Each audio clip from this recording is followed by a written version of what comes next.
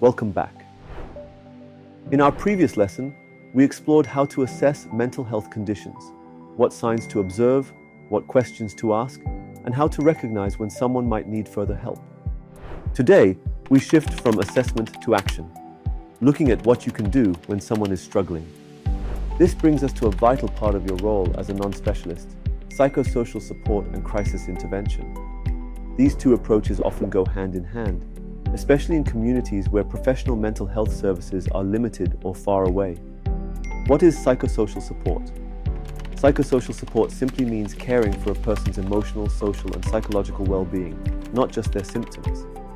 It's about being present, listening without judgment, and helping them feel seen, heard, and supported.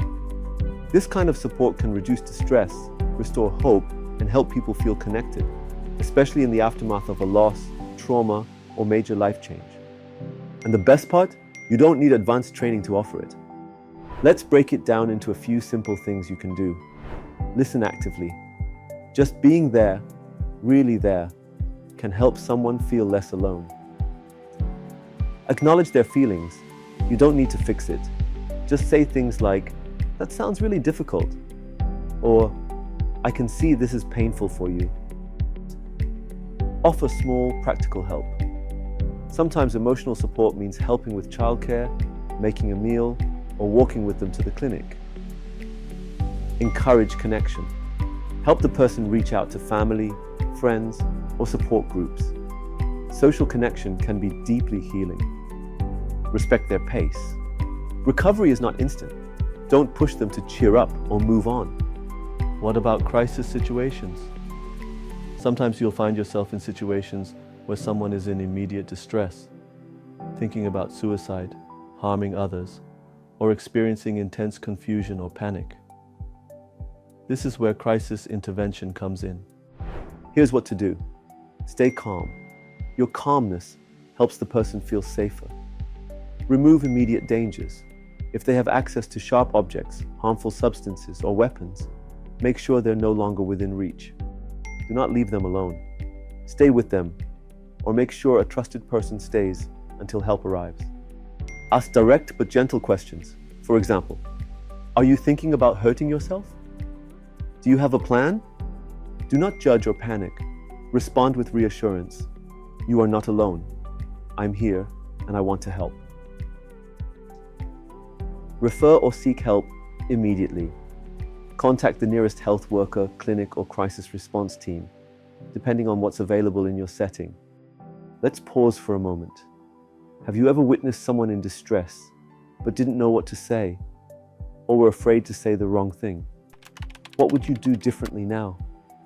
Knowing that being present and calm can be the most powerful response. It's okay to feel unsure. But with practice, your confidence grows, and so does your impact. A real-world example. In a crowded motor park in Makurdi, a man begins shouting and crying, claiming that invisible people are chasing him. Many onlookers laugh or move away. But a community volunteer trained in MH-GAP steps forward. She doesn't argue or shout.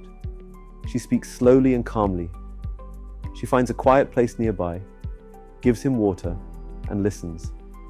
Then she calls the local health worker for support. That small act of compassion turns a public crisis into a turning point. In summary, psychosocial support is about listening, caring, and offering connection. Crisis intervention means taking calm, immediate action to keep someone safe. You don't need to be a professional to help. You just need to show up, stay calm, and respond with care. In our next video, we'll look at how all of this ties into something even bigger: protecting human rights in mental health care.